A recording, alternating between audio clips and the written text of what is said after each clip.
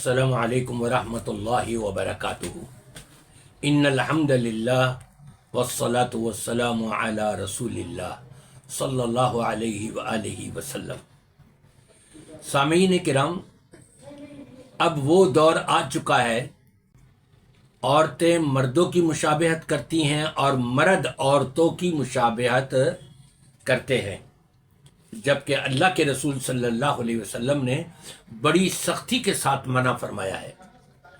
वैसे तो बेशुमार उमूर हैं कि जिसमें दोनों एक दूसरे की मुशाबहत कर रहे हैं, लेकिन लिबास से मुताल्लिक मैं आपको एक चीज़ से आगाह करूँगा, बाकी इंशाअल्लाह ताला फिर कभी गुफ्तगू होगी, और वो ये है कि हज़रत अबू हुरैरा रज़ी अल्लाह ताला अन्हु फरमाते हैं, लअन रसूलुल्लाह सल्लल्लाहु अलैहि वसल्लम अर्रजुल यल्बसु लिब्सतल मरअति वल मरअतु तलबसु लिब्सतर रजुली।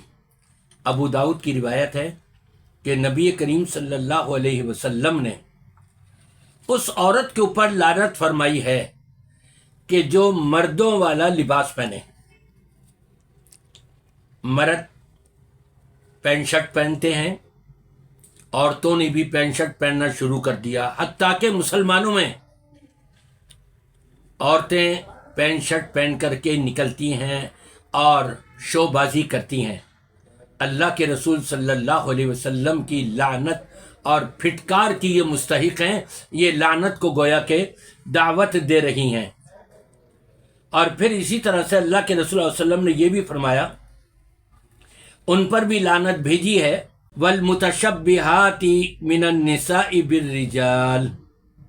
अल्लाह के रसूल सल्लल्लाहु अलैहि वसल्लम ने उन औरतों पर भी लानत भेजी है जो मर्दों की मुशाबहत इख्तियार करती हैं, चाहे वो लिबास में हो या लिबास के अलावा और चीज़ों में हो।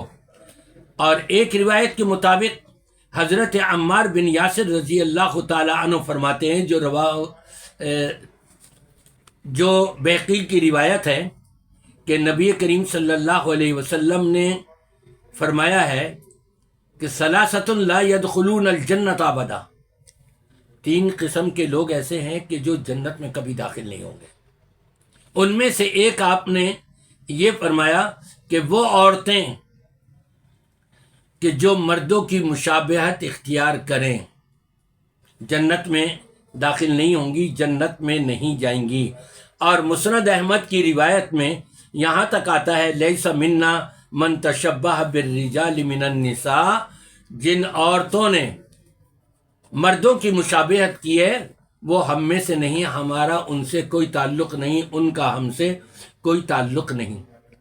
आज देखें, अल्लाह के रसूल सल्लल्लाहु अलैहि वसल्लम ने मर्दों को हुक्म दिया है कि तुम अपनी शलवार, अपनी पैंट, अपनी चादर, जो भी है, इज़ार, हदीस में इज़ार का लफ्ज़ आता है, और इज़ार उसको कहते हैं जो नीचे पहना जाता है।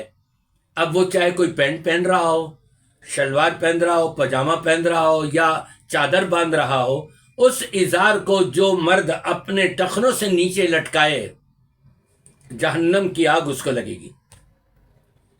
ये मर्दों के लिए कि अपने टखने खुले रखें, लेकिन इसका उलट हो रहा है कि मर्द अपने टखने ढाक के रखते हैं और औरतें उसके बरखिलाफ कर रही हैं कि वो अपने आप को बरहना करने के लिए अपने टखनों से ऊपर 4-4, 6-6, 8-8 इंची ऊपर अपने पजामे और अपनी पैंट वगैरह शलवारों को की हुई होती हैं, जबकि उनको हुक्म है कि वो अपने कदम भी ढांक करके रखें।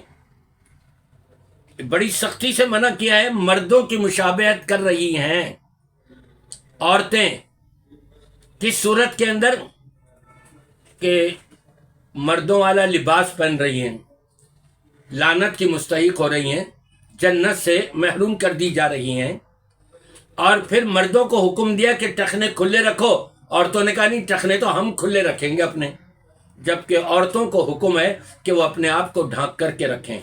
मुसलमानों के अंदर 90% आपको ख़वातीन वो मिलेंगी कि जो अपने टखनों को पिंडली और टखने के दरमियान तक, बाज़ औरतें तो अपनी पिंडली तक अपने कदमों को खुला रखती हैं। ये गोया कि जहन्नम में جانے کا راستہ اپنائی ہوئی ہیں، اختیار کیے ہوئے ہیں۔